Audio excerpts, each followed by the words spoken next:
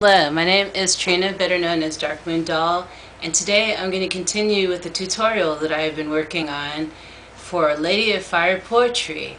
I'm doing a portrait of Lady of Fire Poetry using colored pencils, and I'm probably going to use pen now because I think with the pen it'll get in a little bit more detail than I can do with the colored pencil. So let me show you to give you an update on where we left off on part 6. Today is part 7. So this is how far we've gone. We've done the face, we've worked on the hair, the dreadlocks, and we've worked on the leaves. You can see the leaves in the corners. I was trying to fill up the paper completely so there's not a trace of white in there, that it's all covered with foliage, with leaves. So today what I'm going to do is work on the necklace. And let me show you the original photograph that I'm working from so that you can see what the necklace looks like. I'm going to probably add my own style to it from what I'm seeing. So this is what the necklace looks like that she's wearing in the photograph. I might do some, I might get a little bit adventurous and creative with the necklace. So let's see what happens. This right here is going to be the extremely intuitive portion of this tutorial. So if you've been following along, let me bring you closer to me so I can see you. I feel like you're so far away.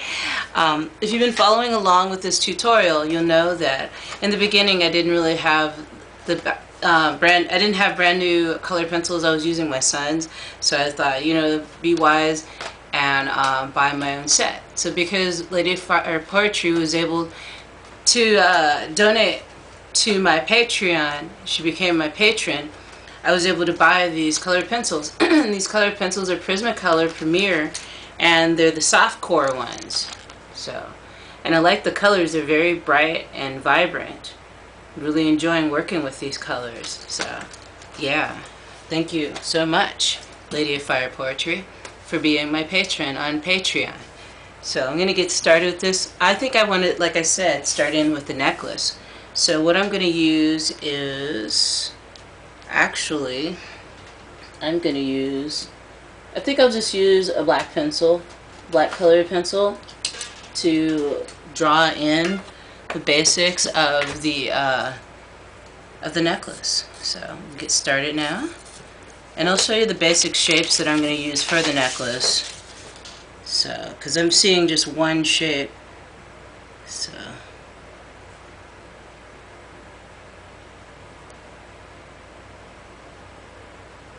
it's just kind of looking like that. I'm going to show you so far. Looks like gaps there. So I'm going to carry on with that shape all the way down, making a loop all the way to the other side of her neck and shoulder area. So that's what I'm going to do. That's what I said. When you're creating a portrait for somebody, everything doesn't have to be exact unless you're a well-known photorealist, which I'm not. I mean, I made an attempt at doing photorealism, when I was in high school and when I was in my first years of community college. I thought that that's something I wanted to get into, was doing just that, doing photorealism. Trying to make, if you don't know what it is, basically photorealism is when somebody paints or draws from a photograph and it looks exactly like it. And that's photorealism.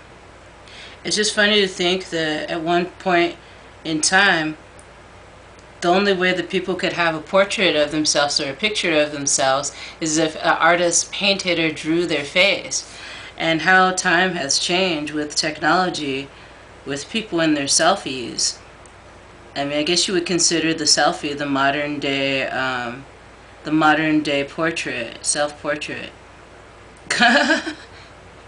If you think about it. So that's what I did. I carried it all the way over to the other side. And when I add shading to the necklace, it's going to really pop. You'll be able to see what's going on. It's going to be stage by stage. So I'm going to do the circular part of the necklace with the colored pencil. I'm just outlining it out. Get an idea of what I'm working with here. So yeah, I'm working on making the circular shape for the necklace. And now what I'm doing is coming in. To me, it looks like there's some sort of kind of triangular squares, triangular shapes within the charm that's attached to the necklace. That's just what I'm seeing. I'm not sure if that's exactly what's going on, but that's what I'm seeing. So I'm going to continue on with that pattern as much as I can, as best I can. So it's not easy. Let's see. Do this. So yeah. How many of you people out there love to draw? If you love to draw and you're not drawing, why not? That's what I wonder. Why people just stop doing art. There's various reasons why people stop doing art. A lot of it could be family and friends are telling them that it's a waste of your time. That happens a lot with people. So I'm just going to leave this necklace like this for now and come in with some shading later, because I feel like I got the basics down of what I want it to look like. Now what I'm going to do is come back in and do a little more details. So now what I want to do is more work on the leaves in there. So the leaves are a big part of this. Let's see, grab my leaves here. So with the leaves, the other day I was looking at this because I didn't work on it yesterday. And I didn't work on it Monday either. Today's Wednesday. Monday was the solar eclipse, so I was preoccupied. I had a little bit of a party with the solar eclipse. Nothing big, but it was fun. But as I was passing by and seeing this drawing, I was looking at the leaves, and I was thinking I want to add like pink or red to the leaves to make them pop like the veins. So that's what I'm going to do today. And I might end the show with that. Just working on that. So basically I'm just outlining the leaves with, So this color that I used is called Process Red or Rouge. And looks more like a magenta color to me. Like magenta. That's what I would call it, but, you know. To each his own. So yeah, I'm just going to add some red to the to the veins on the leaves. On every leaf on this drawing. It's fun. I love mixing colors. But I like stepping back from the art that I'm doing so that I'm not totally killing it, like destroying it. When you're working on a piece of artwork, especially a drawing or a portrait, I find it's really necessary to not, for me at least, to not spend too much time on it where I'm right in there working on it. So like what I'm going to do after I finish with this portion of the tutorial, I let it just sit on the drawing board so that I can study it and see what I want to do with it next. Because if I don't take time out to just step away, walk back away from it and look at it from afar and at different angles, then I won't really see exactly what I've done and what I want to do to it next. So, or if I want to just be done with it completely, like it's finished. So that's usually how I can tell when a piece of artwork is finished, is when I look back and go, okay, nothing left to be done. And that's when I know it's complete. So with this portrait, I don't know when it's going to be done. I can't predict that. I'm not one of those artists that has a prescribed amount of time for each piece, because each piece is individual. Each piece is each piece is sacred. Each piece is special. Each creation of art is special and different. And even if I do another portrait of another woman with dreadlocks and of the same nationality, it's going to be a different experience. It may take longer, may take less time. It just depends, you know. You never know how long a specific project is going to take. But just take your time with it and enjoy it and have a good time. You know, Yeah, I want to see what we've been doing so far with the leaves. On this side right here, I've got the leaves outlined with this, they call it process red, which is weird, or rouge. This color, I call it magenta, but whatever. But on the sides, I outlined the veins of the leaves with this color, this magenta color. And I think it's really making it look nice. And what I was saying is that if you've ever been asked to draw somebody's face, and then you got to the point where you're really enjoying drawing the human face and you're doing a lot of them, you notice that with each drawing, with each face, there's different challenges, and each face will be completed at a different rate. Some of them probably will take less time, some more time.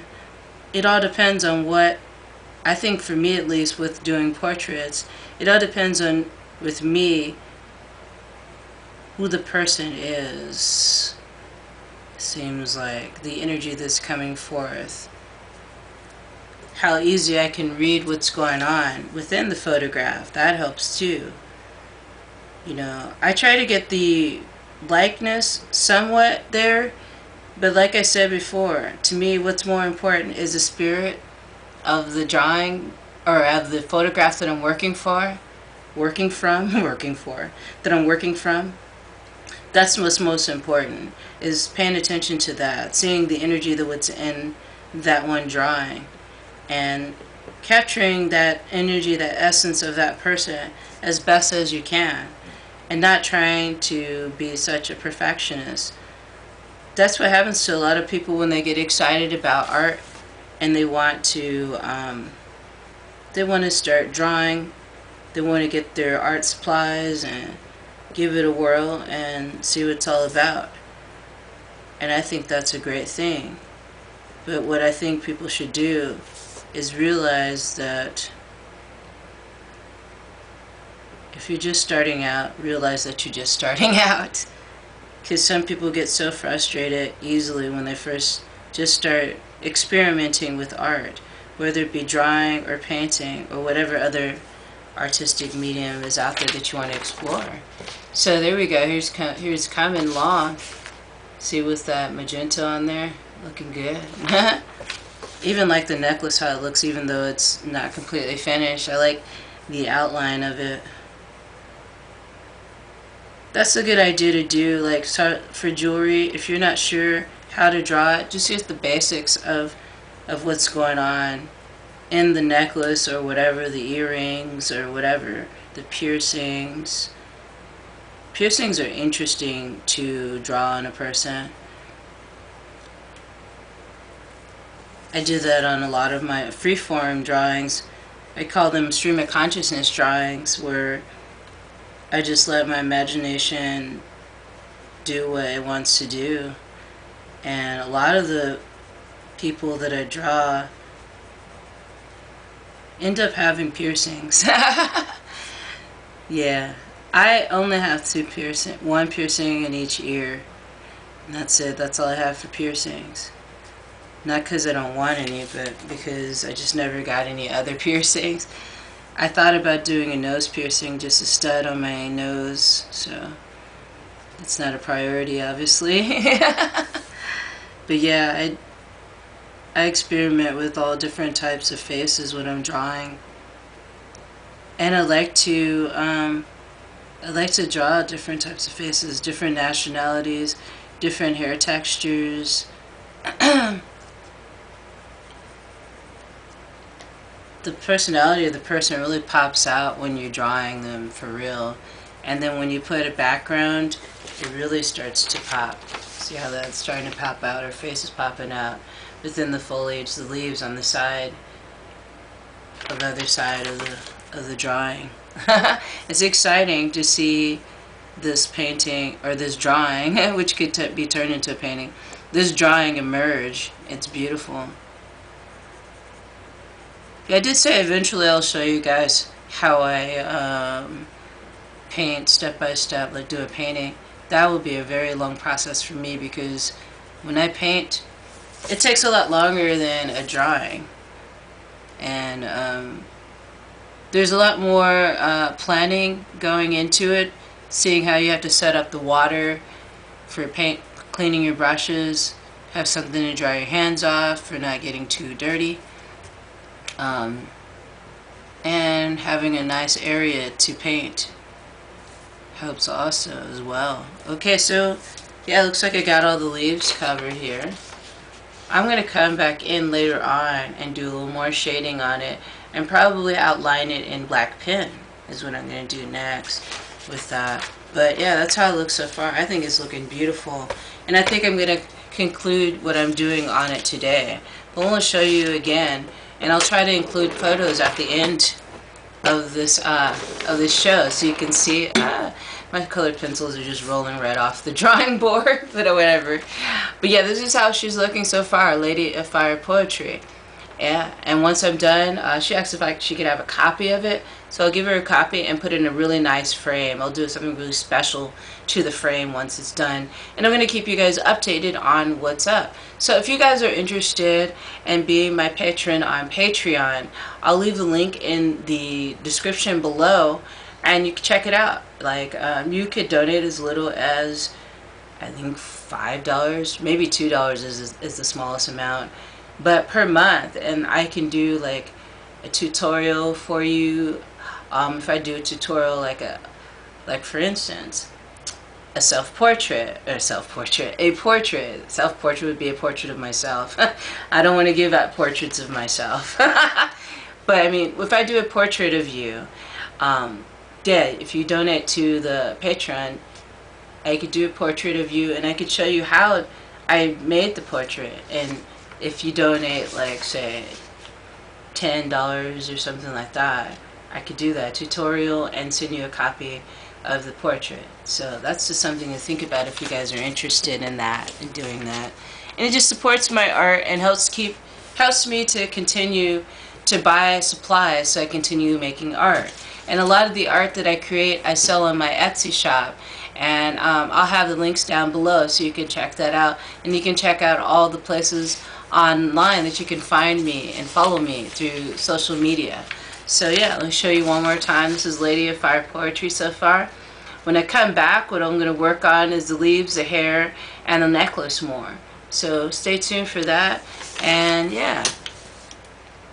Thank you so much for joining me today for today's show, and I hope that this tutorial, this series that I'm doing, is helping you to explore your creative side and helping you feel like, yeah, I can draw a face too. You just have to take your time and be in a relaxed and calm environment. Alrighty guys, I will see you soon for I guess it's part 7, so part 8 tomorrow. Alrighty guys, brightest blessings to you all.